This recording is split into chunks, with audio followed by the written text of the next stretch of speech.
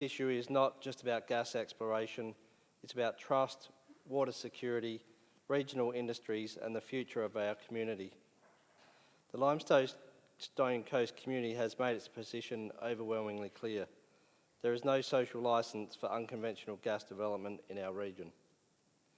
Over recent weeks, hundreds of residents have attended community meetings and forums voicing their deep concerns about the risk posed to our underground water systems, productive farmland and the industry that underpins our economy. And they have every right to be concerned. The Limestone Coast contributes more than $5 billion annually to the South Australian economy and produces over 30% of the state's agricultural exports from just a small portion of the state's landmass. Our region's success is built on clean water, premium agriculture, forestry, viticulture and food production. Water is not simply another resource in the Limestone Coast, it is the lifeblood of our economy and our way of life. That is why the government's own wording in its press release should alarm every regional South Australian. The release states that fracking is being considered because South Australia and the broader East Coast face increasing pressure on domestic gas supply. I make this point very clear. The eastern states have far greater population than South Australia, yet we have Tasmania, Victoria and areas of New South Wales and Queensland moving away from fracking and unconventional gas development. So why should the Limestone Coast be expected to take the risk? Why should our region place our water resources, farmland and agriculture reputation on the line to solve energy pressures elsewhere? The government's release also states that unconventional gas development is unlikely to pose significant risk to groundwater. Unlikely is not good enough. Not when our aquifer sustains entire industries, not when family farms and businesses depend on clean underground water, and not when the long-term reputation of our premium food and wine industry is at stake. The people of Limestone Coast do not want vague reassurances or carefully worded press releases. They want certainty.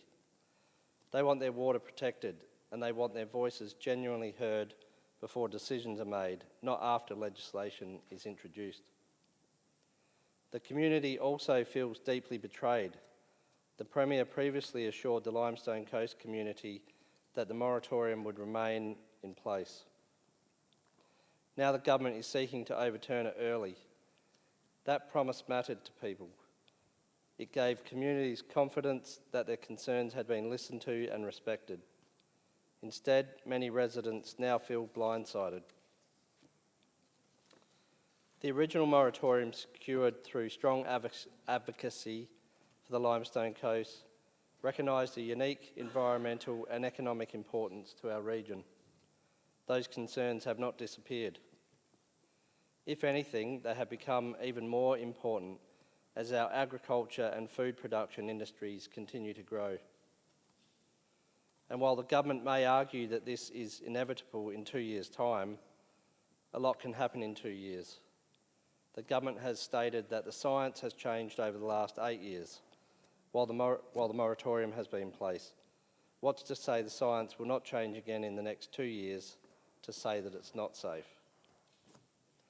I will continue standing with the Limestone Coast community in opposing any attempt to lift this moratorium, because it only takes one mistake to compromise our water and then there's no turning back. And no short-term energy policy is worth risking the industries, environment and livelihoods that generations of Limestone Coast families have built. Thank you. Member for Hyson. Thank you, Speaker. And I rise to indicate I'm not the lead speaker for the opposition, but I do indicate the opposition's opposition to this